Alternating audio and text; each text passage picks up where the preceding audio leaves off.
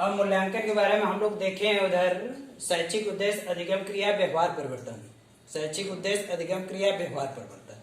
उसके अतिरिक्त आपका कुछ मूल्यांकन होते हैं जो कि संरचनात्मक मूल्यांकन, योगात्मक मूल्यांकन, निदानात्मक मूल्यांकन, उपचारात्मक मूल्यांकन। इसमें से आपके पेपर में हर साल एक क्वेश्चन रहता है, चाहे संरचनात्मक मूल्यांकन दे दे, योगात्मक, निदानात्मक, उपचारात्मक। ये चारों टॉपिक आपको एकदम कंठस्थ रहना चाहिए कि इसके अंतर्गत क्या क्या क्वेश्चन बन सकते हैं। तो चलिए देखते हैं। संरचनात्मक मूल्यांकन वह मूल्यांकन होता है जो संरचना के दौरान होता है।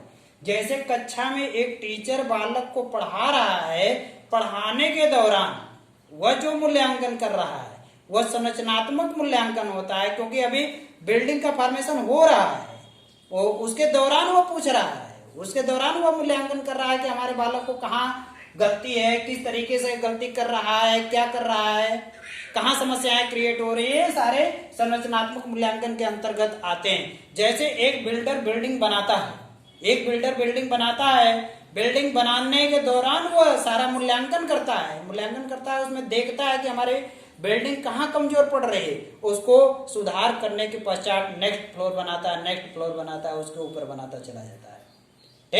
एक थेसिस लिखने वाला वह बनाता है थेसिस, और बनाने के दौरान वह स्वतः पढ़ता है, स्वतः पढ़कर अपनी कमियों को पकड़ता है, उसको दूर करता है, अर्थात अभी कंप्लीट नहीं हुई है।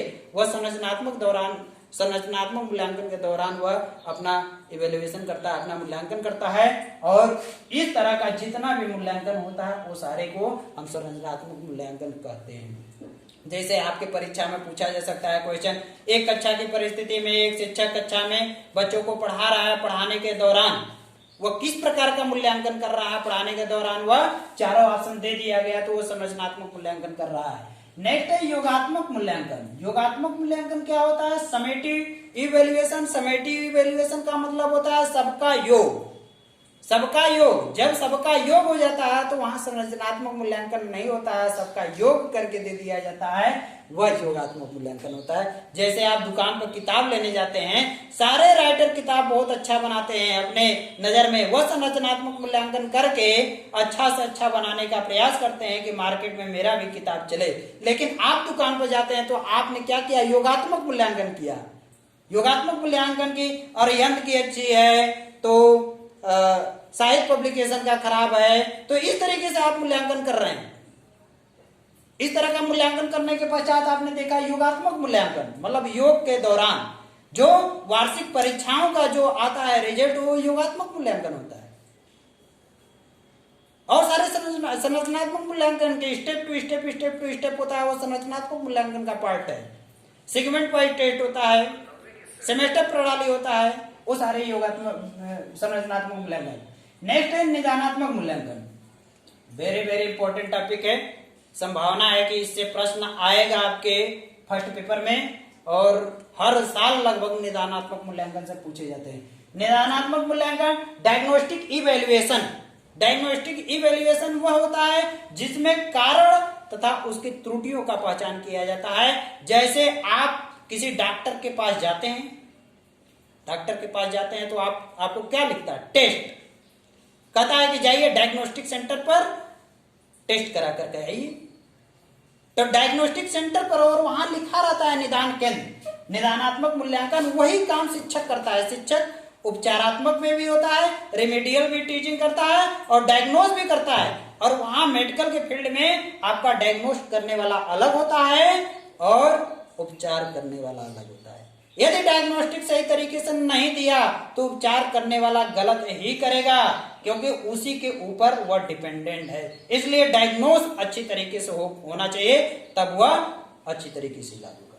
आपको मलेरिया है, प्लाज्मोडियम नामक प्रोटोजोआ के कारण होता है मलेरिया, और उन्होंने दे दिया कि यह डेंगू ज्वर है, तब तो कहीं ना कहीं डॉक्टर गलत दवा चलाएगा, आपका इलाज अच्छे से हो जाएगा। तो निदानात्मक मूल्यांकन में कक्षा की परिस्थिति में एक शिक्षक भी डायग्नोज करता है स्टूडेंट का, उसकी त्रुटियों को पहचानने का प्रयास करता है, वह कहाँ गलत कर रहा है उसका कारण जानने का प्रयास करता है। क्यों? त्रुटियों का पहचान करना, कारण का पता लगाना, यही सारी चीज आपके डायग्नोस्टिक में होते हैं। और उपचारात्मक में क्या होता है? रेमेडियल में, उपचारात्मक में डायग्नोस के आधार पर उपचार किया जाता है। जैसे बालक को दे दिया गया 25 + 25, 25 25 जोड़ रहा है, 5 5 10, 2 2 4, वो 410 जोड़ दिया, क्योंकि अब यहां पर कहा नहीं जा सकता कि जोड़ने नहीं आ रहा है, जोड़ने तो आ रहा है, लेकिन वह कहीं ना कहीं इसमें कमियां हैं, इसमें त्रुटियां हैं। वही डायग्नोस है। इसी चीज को जानना है कि बालक के दिमाग में क्या चल रहा है, कहां गलती कर रहा है, क्या सोच रहा है। अब बालक सोच लिया कि 5 5 10, 2 2 4, अब शिक्षक का काम है कि यहां डायग्नोस करे, उसकी त्रुटियों को जानने का प्रयास करे, उसका कारण जानने का प्रयास करे कि ऐसा क्यों किया बालक, क्योंकि भूतपूर्व में उसको बताया गया था कि 5 5 10 होता है और पूरा लिख दिया जाता है, लेकिन अब उसको बताया जाएगा कि एक हासिल बगल में जोड़ दिया जाता है। ये डायग्नोस हुआ, और डायग्नोस करने के पश्चात तब उपचारात्मक में इमीडिएटली। जब फुल्ली उपचारात्मक इसके ऊपर त्रुटियों का पहचान करके उसका निदान कर देना, त्रुटियों को पहचान करके उसका एक उपाय, सरलतम उपाय ढूंढ लेना, वह उपचारात्मक में है। आपसे क्वेश्चन यदि पूछा जाएगा निम्नलिखित में से नैदानिक मूल्यांकन है, तो जिस ऑप्शन में केवल त्रुटियों का पहचान करना, कारण का पता लगाना इत्यादि ये शब्द दिया रहेगा, वह आपका निदानात्मक मूल्यांकन के तहत आएगा। यदि आपके ऑप्शन में दिया है कि त्रुटियों का पहचान करके या कारण का पता लगा करके उसका निदान कर दिया गया, उसका उपचार कर दिया गया, उसको ठीक कर दिया गया, वो सारे उपचारात्मक मूल्यांकन के अंतर्गत आते हैं। ठीक, समझ में आया चारों टॉपिक? संरचनात्मक मूल्यांकन, योगात्मक मूल्यांकन, निदानात्मक मूल्यांकन, उपचारात्मक मूल्यांकन। Formative evaluation, summative evaluation, diagnostic evaluation, remedial evaluation, ये वेरी वेरी इंपॉर्टेंट टॉपिक है और आज के परिप्रेक्ष्य में महत्वपूर्ण है। कक्षा 1 से लगाकर डिग्री कॉलेज तक आपका रेमेडियल टीचिंग का प्रावधान किया गया है। जो कमजोर बच्चे हैं उनको छाट कर उनमें कहां त्रुटि है, सारे बच्चों के साथ वह क्यों नहीं सीख पा रहे हैं, वह क्या सोच रहे हैं, ये सारे चीज आज के स्कूल के परिप्रेक्ष्य में है। तो ये चारों वेरी वेरी इंपॉर्टेंट है।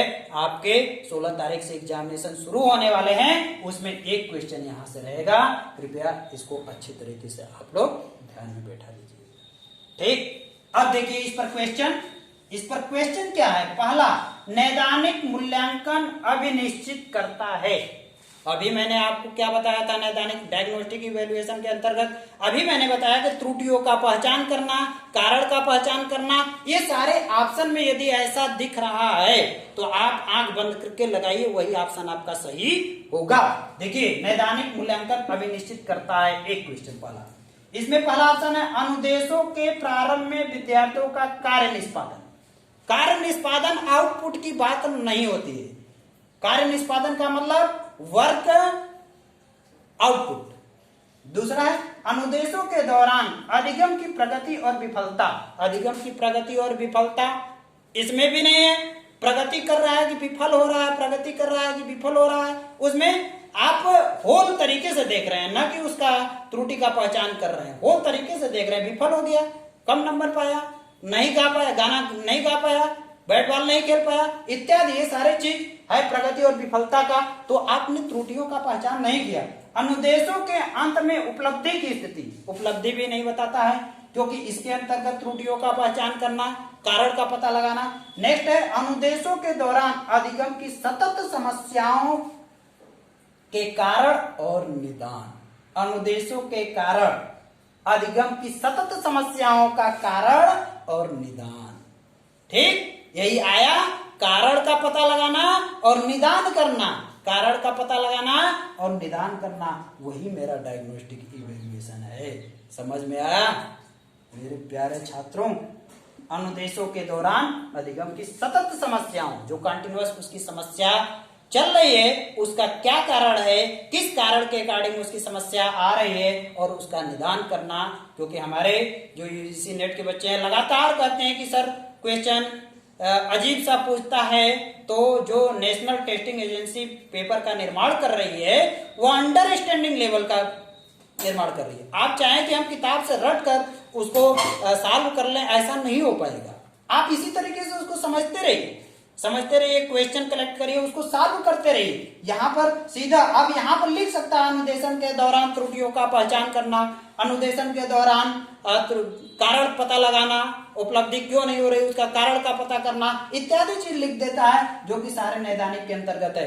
अब कारण का पता लगाना और उसको दूर कर देना वह उपचारात्मक मूल्यांकन के अंतर्गत रहते हैं। कारण का पता लगाना, उसको दूर कर देना उपचारात्मक मूल्यांकन के अंतर्गत रहते हैं। केवल कारण का पता लगाना, त्रुटियों का पता लगाना वह निदानात्मक मूल्यांकन के अंतर्गत रहते हैं। जानते रहिए, दिमाग में बिठा लीजिए, कारण का पता लगाना, त्रुटियों का पहचान करना, ये सारे निदानात्मक मूल्यांकन के अंतर्गत होते हैं। और कारण का पता लगा करके, त्रुटियों का पता लगा करके उसको दूर कर देना यह उपचारात्मक मूल्यांकन के अंतर्गत रहते हैं, रिमेडियल टीचिंग के अंतर्गत। और योगात्मक मूल्यांकन के अंतर्गत योग होता है, कोई भी चीज है उसका संपूर्ण तरीके से योग में अध्ययन किया जाता है, योग को लेकर मूल्यांकन किया जाता है, तो योगात्मक मूल्यांकन होता है। निदानात्मक मूल्यांकन वह मूल्यांकन होता है जो मूल्यांकन करता है वह कंटिन्यूअस करता रहता है, वह संरचनात्मक मूल्यांकन होता है। एक शिक्षक कक्षा में पढ़ा रहा है अपने बच्चों का, वह कंटिन्यूअस मूल्यांकन करता है, उसी को हम संरचनात्मक मूल्यांकन करते हैं। ठीक,